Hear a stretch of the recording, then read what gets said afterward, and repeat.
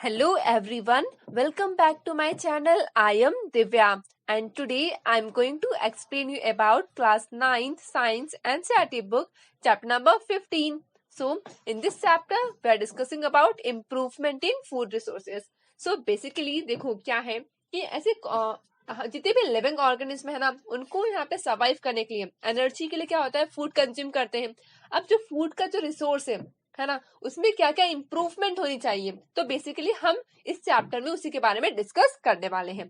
तो हमने ऑलरेडी इस चैप्टर का पार्ट 1 कवर कर लिया है, तो उस वीडियो की जो लिंक है वो मैंने यहाँ कमेंट सेक्शन में मेंशन कर दी है, तो आप वहां से देख सकते हैं।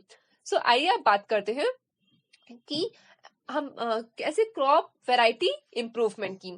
So let's start.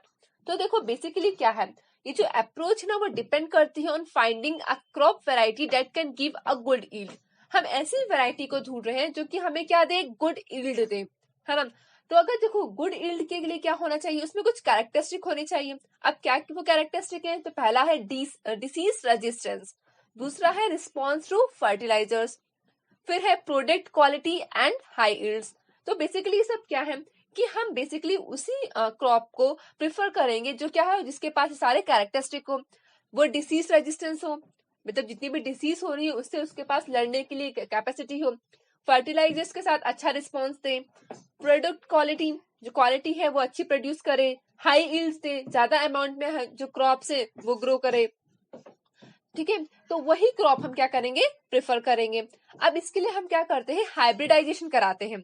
ठीक है, तो बेसिकली हाइब्रिडाइजेशन में क्या होता है, क्रॉस करवाते हैं between genetically dissimilar plants. Suppose करो दो डिफरेंट प्लांट्स हैं, ये दोनों ही क्या है, plant A and plant B, आपस में क्या है, एकदम ही डिफरेंट है। प्लांट ए है वो डिफरेंट होगा प्लांट बी से, प्लांट बी में कुछ ऐसे कैरेक्टरिस्टिक होंगे जो प्लांट ए के पास नहीं है ना। तो हम क्या करेंगे, बेसिकली दोनों ही प्लांट के बीच में इंटर क्रॉसिंग करवाएंगे। अब इंटर क्रॉसिंग में क्या होता है कि जो कैरेक्टरिस्टिक होते हैं ना, जो हमें फेवरेबल, जो हमारे लिए फेवरेबल हो, वो क्या हो जाते हैं, उनका क्रॉसिंग करवाते हैं। अब इस क्रॉसिंग में क्या होता है, inter varietal between different varieties, inter specific between two different species of the same genus, और intergeneric generic between different genera. ठीक है, तो हम कोई से भी प्लांट्स ले सकते हैं। अब इसके अलावा improving the crop is by introducing a gene. अब हाइब्रिडाइजेशन के अलावा भी क्या होता है, एक और प्रोसेस है, by introducing a gene that would provide the desired characteristic. अगर हम उसमें कोई पर्टिकुलर जीन को इंट्रोड्यूस कर दे जो उस पर्टिकुलर डिजायर्ड जो कैरेक्टरिस्टिक हमें चाहिए वो हमें मिल जाएगी। This result in genetically modified crops. ठीक है, तो इसके थ्रू हम क्या कर सकते हैं, हमारी जो ईल्ड है ना, उसको हम काफी इंप्रूव कर सकते हैं।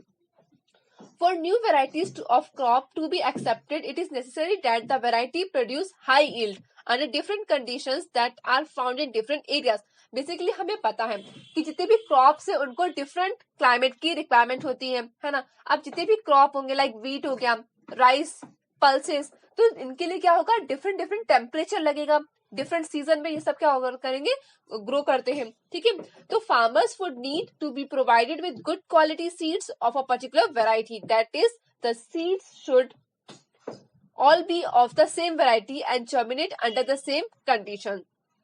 तो देखो जितने भी फार्मर्स होते हैं ना उन तो ये रिस्पॉन्सिबिलिटी होती है कि उन्हें एक अच्छी वैरायटी के सीड्स प्रोवाइड करें, तभी क्या होगा, जो कल्टीवेशन होगा वो काफी अच्छा होगा।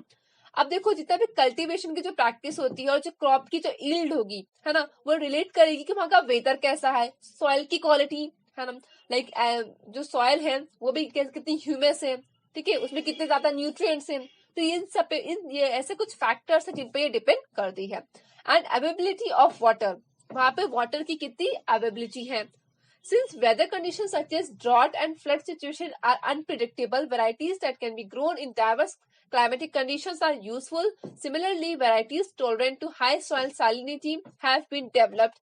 Some of the factors for which variety improvement is done are, अब कुछ ऐसे फैक्टर्स हैं, ठीक है, हम उनकी बात करते हैं जिसके लिए जो वैरायटी का जो इम्प्रूवमेंट है ना वो किया जाता है। पहला है हायर यील्ड। हम क्यों इम्प्रूवमेंट कर रहे हैं, ताकि हमें जो यील्ड है, जो क्रॉप के जो उपज है ना वो काफी हाई अमाउंट में मिले। दूसरा है इम्प्रूव्ड क्वालिटी, हमें अच्छी क्वालिटी में मिले। अब देखो क्वालिटी है किसी भी क्रॉप की, वो सबसे ज्यादा इंपॉर्टेंट तो क्वालिटी ही रहेगी, है ना। Baking quality is important in wheat, protein quality in pulses, like pulses वही उतना ज्यादा अच्छा होगा जो ज्यादा अमाउंट में क्या होगा, जिसमें प्रोटीन होगा. ऑयल की क्वालिटी डिपेंड करेगी उसकी ऑयल के सीड्स में. And preserving quality in fruits and vegetables. ठीक है. नेक्स्ट है बायोटिक एंड एबायोटिक रेजिस्टेंस. तो जो क्रॉप का जो प्रोडक्शन होता है ना, can go down due to biotic. Biotic के बेस पे कैसे, disease, insects and nematodes. Nematodes क्या होते हैं, हम बेसिक इसके बारे में डिटेल में पढ़ चुके हैं, है ना, डायवर्सिटी वाले चैप्टर में. And abiotic like drought, salinity water, logging, heat, cold and frost. तो ये कुछ फैक्टर्स है जिनके ऊपर क्या हो, डिपेंड करता है क्रॉप का production. varieties resistance to these stresses can improve crop production. अगर हम इन सब जितने भी मैंने अभी फैक्टर्स बताए ना, अगर इनके ऊपर हम काफी अच्छे से रिसर्च करें, ठीक है, तो हम क्या कर सकते हैं, जो क्रॉप का जो प्रोडक्शन है वो काफी इम्प्रूव कर सकते हैं. Change in maturity duration. The shorter the duration of the crop from sowing to the harvesting. मतलब जब हमने एक बार प्लांट को, सीड्स को हमने जितनी भी फील्ड है वहां पे ग्रो कर दिया, उसके बाद जब हमने उसको कट कर लिया, उसके बीच में जिनका ड्यूरेशन है, ठीक है, उसके ऊपर भी काफी क्या बोल सकते हैं कि वो इम्पैक्ट डालता है. Such short duration allow farmers to grow multiple rounds of crop in a year. अगर उनका ड्यूरेशन काफी शॉर्ट होगा तो क्या होगा, मल्टीपल टाइम्स में हम पर्टिकुलर क्रॉप को ग्रो कर सकते हैं. और जो शॉर्ट ड्यूरेशन होगा ना, वो ऑल्सो रिड्यूस करेगा the cost of crop production. Uniform maturity make the harvesting process easy and reduce loss during harvesting. Wider adaptability. ठीक है, ये भी एक important factor है. Like developing varieties for wider adaptability will help in establishing the crop production under different environmental condition. One variety can then be grown under different climatic condition in different areas. Like देखो, basically हमने बात की है कि जितने भी crops होते हैं, लाइक फिर कोई भी क्रॉप हो गया, वो क्या उनके लिए हर एक इंडिविजुअल जो क्रॉप है उसके लिए एक स्पेसिफिक क्या होता है, कंडीशन होता है, एटमॉस्फेयर होता है. ठीक है, अगर वो उनके पास क्या है, अगर हम ऐसी कोई क्रॉप ग्रो करें जिसके पास क्या है, ये अडेप्टेबिलिटी है कि वो किसी भी वेदर में, किसी भी एटमॉस्फेयर में ग्रो हो जाएगा. ठीक है, तो ये हमारे लिए क्या है, एक प्लस पॉइंट है ना. Desirable agronomic characteristic.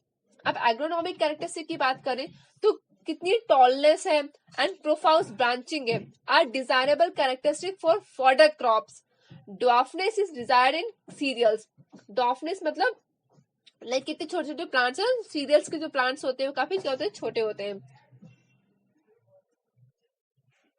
So that less nutrients are consumed by these crops. Thus, developing varieties of desired agronomic characteristics help in giving higher productivity. तो जितनी भी जो डेवलपिंग होगी ना वेराइटीज की ये एग्रोनॉमिक कैरेक्टर में, वो क्या देगा, हमें हायर प्रोडक्टिविटी देगा. ठीक है, अब यहाँ पे एक क्वेश्चन पूछ रहा है, how do biotic and abiotic factors affect crop production. तो हमने अभी यहाँ पढ़ा था ना बायोटिक एंड एबायोटिक रेजिस्टेंस के बारे में, तो यही इसका आंसर हो जाएगा. क्रॉप प्रोडक्शन मैनेजमेंट की बात करें तो देखो इंडिया में क्या है, बहुत सारे एग्रीकल्चर बेस्ड कंट्रीज हैं इंडिया के अलावा भी. ठीक है, तो वहां पे फार्मिंग रेंज क्या होती है, वेरी करती है, from small to very large farms तक जाते हैं. तो different farmers just have more और लेस लैंड. तो ऐसा कोई नेसेसरी तो नहीं है, लाइक क्या होता है, जितने भी फार्मर्स होते हैं किसी के पास ज्यादा लैंड का पोर्शन रहता है, किसी के पास कम रहता है ना. और उनके पास जो मनी है and access to information and technology, इन सब में भी क्या होता है, बहुत सारे वेरिएशंस आते हैं. In short, it is the money or financial condition that allow farmers to take up different farming practices and agricultural technologies. Basically क्या है, अगर मनी होगा एंड हमें नॉलेज होगा प्रॉपर, तभी हम क्या करेंगे, जो मॉडर्न टेक्नोलॉजीज हैं वो अडॉप्ट कर पाएंगे. एंड अगर हमने एक बार वो मॉडर्न टेक्नोलॉजीज को अडॉप्ट कर लिया, ठीक है, एंड हमारे पास अगर फाइनेंशियली हम क्या है, अगर फाइनेंशियली फिट है, हमारे पास इतना मनी है, ठीक है, तो हम क्या कर सकते हैं, हमारी जो प्रोडक्शन होगी क्रॉप की वो काफी ज्यादा होगी.